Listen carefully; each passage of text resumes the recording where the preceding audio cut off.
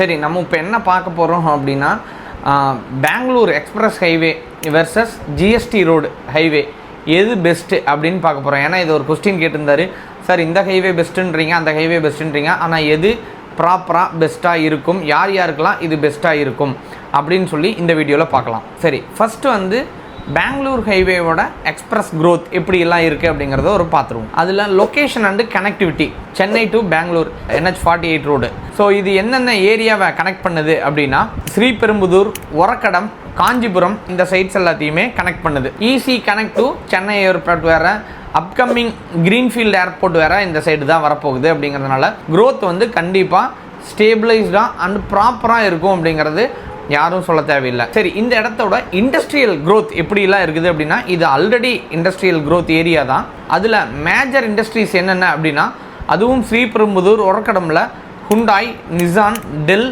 Samsung, Foxconn factories எல்லாமே இங்கே தான் இருக்குது. அதுக்கப்புறம் நிறைய லாஜிஸ்டிக்ஸ் பார்க்ஸு, வேர் ஹவுசிங்கு, இது எல்லாமே இந்த எக்ஸ்பிரஸ் ஹைவே பேஸ் பண்ணி தான் வந்து ஃபங்க்ஷன் ஆகிட்டு இருக்குது. சரி, ரியல் எஸ்டேட்டை பொறுத்த வரலும் எப்படி இருக்கும் அப்படின்னு கேட்டிங்க அப்படின்னா, வில்லாஸாக இருக்கட்டும், கேட்டட் கம்யூனிட்டியாக இருக்கட்டும், இண்டஸ்ட்ரியல் பிளாட்ஸ் எல்லாம் வந்து ரொம்ப இந்த ஏரியாவில் வந்து பூமிங்கில் இருக்கும் அப்படிங்கிறது நம்ம பார்க்குறோம். ரெண்டல் டிமாண்ட் அப்படிங்கிறது ரொம்ப high. IT and industrial employees வந்து இங்கே இருக்கிறதுனால ஸோ அதிகமான டிமாண்ட் வந்து ரெண்டலுக்கு இருக்கும். அதனால் இன்வெஸ்ட் பண்ணோம் அப்படின்னா ரொம்ப சேஃபர் சைடாக அப்படின்னா compulsory safer side. Future projects வந்து என்ன அப்படின்னா, ரோடோட சைஸ் எக்ஸ்டென்ஷன் வந்து வர்றதுனால, ஸோ க்ரீன்ஃபீல்டு வந்து அங்கே வர்றதுனால லெஸ் தென் 3 ஹவர்ஸ்க்குள்ளே பெங்களூர் போகணும் அப்படிங்கிற மாதிரி க்ரியேட் பண்ணிட்டு இருக்கிறாங்க. அப்போ சிட்டியோட டெவலப்மெண்ட் என்ன ஆகும் அப்படின்னா, நார்த் சென்னையிலேருந்து சவுத் சென்னைக்கு போகிற மாதிரி தான் பெங்களூருக்கு சென்னையிலேருந்து போக முடியும் அப்படின்னா, ஸோ டிரான்ஸ்போர்ட்டேஷன், பிஸ்னஸ்ஸு, இந்த டேர்ம்ஸ் எல்லாமே இந்த ரோடை பேஸ் பண்ணி இன்க்ரீஸ் ஆயிரும். அப்படி இன்க்ரீஸ் ஆயிடுச்சு அப்படின்னா, அந்த இடத்துல நம்ம இடம் வச்சிருக்கிறோம், நம்மளோட இன்கம் அண்ட் டிமாண்ட் எந்த அளவுக்கு ஜாஸ்தி ஆகும் அப்படின்னு பாருங்க. ஸோ அந்த இடத்தோட காஸ்ட் வந்து எந்த அளவு இன்க்ரீஸ் ஆகும் அப்படிங்கிறத பாருங்க. மெட்ரோ ஃபேஸ் 2 எக்ஸ்டென்ஷன் வந்து எங்கே அப்படின்னா, ஸ்டில் ஃபியூச்சர் ஸ்டேஜில் ஸ்ரீபெரும்புதூர் வரையும் வர்றதுக்கு வாய்ப்பு இருக்குது அப்படிங்கிறத நம்ம பார்க்கலாம். சரி, இதோட ஃபைனல் வெர்டிக்ட் என்ன அப்படின்னா, ஸோ கம்பல்சரி இண்டஸ்ட்ரி ஏரியா அப்படிங்கிறது நமக்கு தெரியும். ஸோ ஒரு எம்ப்ளாயி ட்ரிவனாக இருக்கும். அது போக லாங் டைம் யூசர் நான் அப்படின்னா கம்பல்சரி இங்கே இடம் வாங்குறது ரொம்ப ரொம்ப உங்களுக்கு யூஸ்ஃபுல் அண்டு சேஃபாக இருக்கும். சரி, இப்போ வந்து ஜிஎஸ்டி ரோட் க்ரோத் என்ன அப்படின்றத பார்த்துடலாம். ஃபஸ்ட்டு லொக்கேஷன் அப்படிங்கிறது Chennai Trichy highway N45 national highway 45 road. அது வந்து குரோம்பேட்டு, தாம்பரம், கூடுவாஞ்சேரி, மறைமலை நகர், செங்கல்பட்டு இதெல்லாம் பேஸ் பண்ணி இருக்கு. டைரக்ட் லிங்க் டு ஏர்போர்ட் வேற. மெட்ரோ எக்ஸ்டென்ஷன் அப்படிங்கிறது ஸ்டில் வந்து தாம்பரம் வரை இருக்குது. சப்பர்பன் ட்ரெயின் லைன் வேற இங்கே இருக்குது. அப்படிங்கிறப்ப உங்களுக்கு டிரான்ஸ்போர்ட்டேஷன் ரொம்ப ஃப்ரீக்வெண்ட்டாகவும் அதிக யூசர் உள்ள ஏரியாவும் இருக்குது. இண்டஸ்ட்ரியல் அண்ட் கமர்ஷியல் க்ரோத் சொல்லவே தேவையில்லை. இங்கே வந்து ஆல்ரெடி ஐடி பார்க்ஸ் எல்லாம் வந்து மேஜராக இங்கே வந்து பூம் பண்ணிருக்கு. அது போக காலேஜஸாக இருக்கட்டும், ஹாஸ்பிட்டல்ஸாக இருக்கட்டும், இல்லை ஸ்கூல்ஸாக இருக்கட்டும், இங்கெல்லாம் ரொம்ப ரொம்ப அதிகம். ஏன்னா இங்கே டிமாண்டும் பீப்புளோட ஃபோக்கஸும் இங்கே அதிகமாக இருக்குது ஜிஎஸ்டி ரோட்டில். டிரான்ஸ்போர்ட் அண்ட் லைஃப் ஸ்டைல் சொல்லவே தேவையில்லை. இங்கே தான் தாம்பரம் இருக்குது. தாம்பரம் நியூ கார்பரேஷன் சிட்டி வேற. ஹை அண்ட் ஹியூஜ் டிமாண்ட் வந்து தாம்பரம், கூடுவாஞ்சேரி பிளேஸில் அதிகமாக இருக்குது. அதிக ரெசிடென்சியல் இப்போ எங்கே டெவலப் ஆகிட்டு இருக்குது அந்த ஏரியாவில் அப்படின்னா, கூடுவாஞ்சேரியிலையும் ஊரப்பாக்கத்துலையும் இப்போ இடம் வாங்கி போட்டோம் அப்படின்னா பின்னாடி ஒரு நாள் வந்து ஒரு கோடீஸ்வரன் அப்படிங்கிறது கம்பல்சரி எந்த வித மாற்றம் கிடையாது. ஏன்னா இப்போ இடம் எல்லாம் அங்கே எல்லா ரெசிடென்சியெல்லாம் மாறிட்டு இருக்குது. நாளைக்கு நீங்கள் ஒரு இடம் வாங்கி போச்சுருந்தீங்க கோல்டு அந்த இடத்துல. ஸோ அதனால் அந்த இடத்த அங்கே தான் சிட்டி வந்து டெவலப் ஆகிட்டு இருக்குது. ஒரு ஸ்மால் ஹப்பா தாம்பரம் வந்து அந்த சைடு ஷிஃப்ட் ஆகிட்டு இருக்குது அப்படிங்கிறத நம்ம பார்க்குறோம். ஃபியூச்சர் ப்ராஜெக்ட்ஸ் அப்படிங்கிறது மெட்ரோ ட்ரெயின் எக்ஸ்டென்ஷன் வந்து அப் டு தாம்பரம், செங்கல்பட்டு வரையும் மெட்ரோவோட எக்ஸ்டென்ஷன் போயே ஆகணும். ஏன்னா செங்கல்பட்டு வரையும் இப்போ சிட்டியாக நம்ம கன்வெர்ட் பண்ணி அங்கே எல்லாம் மார்க்கெட் போயிட்டு இருக்கிறாங்க அப்படிங்கிறதுனால ஸோ அங்கேயும் டிமாண்ட் ஜாஸ்தி ஆகும். எப்படி இங்கே நார்த் சென்னையில் ஒரு திருவள்ளூர் இருக்குதோ அந்த சைடு வந்து உங்களுக்கு கம்பல்சரி வந்து செங்கல்பட்டு சிட்டி ஒரு பெரிய சிட்டியாக டெவலப் ஆகிட்டு இருக்குது, தாம்பரம், செங்கல்பட்டுலாம்.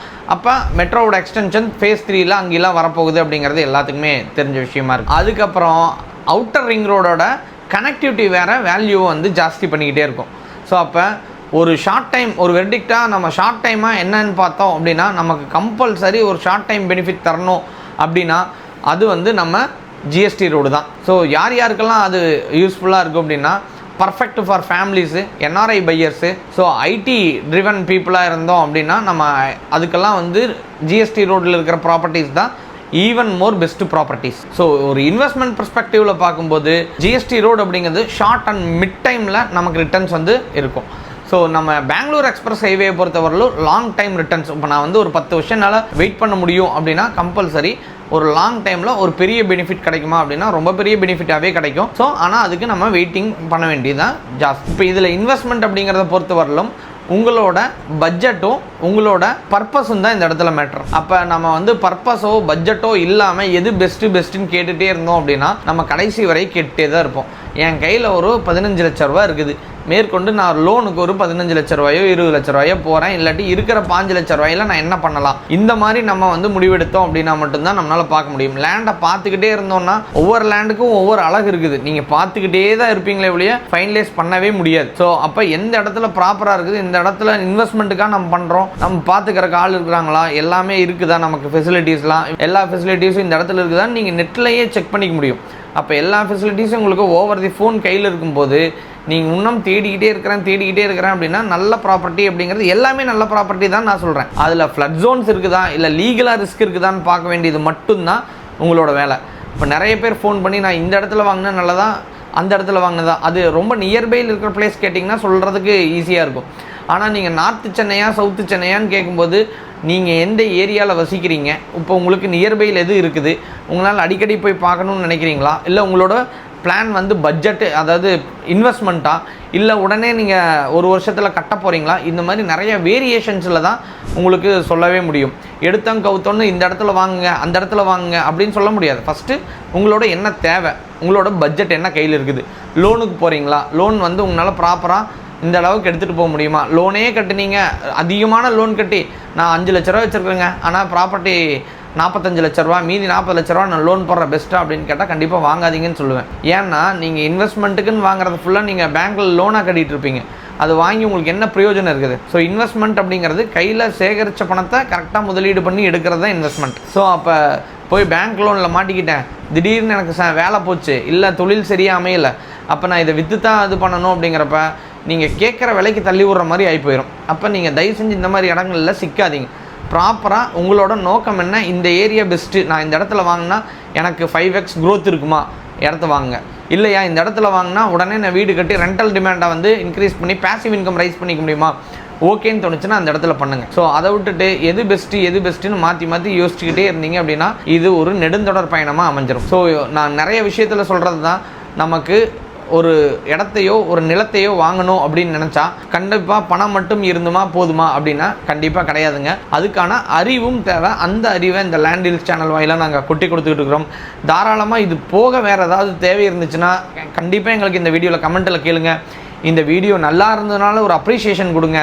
ஸோ மற்றவங்க உங்கள் ஃப்ரெண்ட்ஸோ ஃபேமிலிஸோ இன்வெஸ்ட் பண்ணணும்னு நினச்சா இந்த வீடியோவை மறக்காமல் ஷேர் பண்ணுங்கள். அடுத்த வீடியோவில் சந்திக்கிறேன். தேங்க்யூ.